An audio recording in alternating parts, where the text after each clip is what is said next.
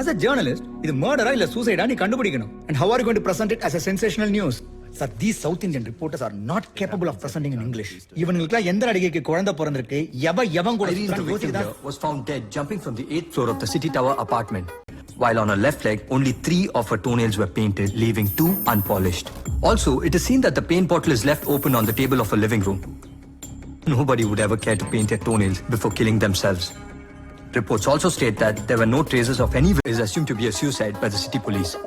But we do have a few clues to prove that this is not a suicide but a planned murder.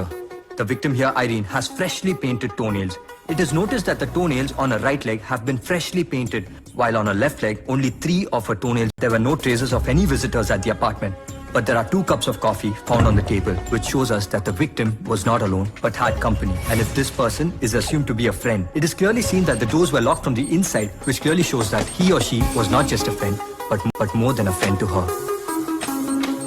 All the security camera footages have been erased, and most of all, there were absolutely no signs of struggle.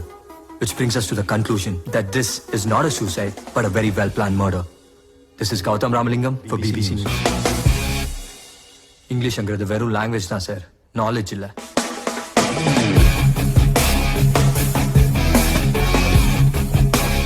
That was surprisingly good. Yes, of course. He was very He's sharp and excellent. clear. I'm impressed.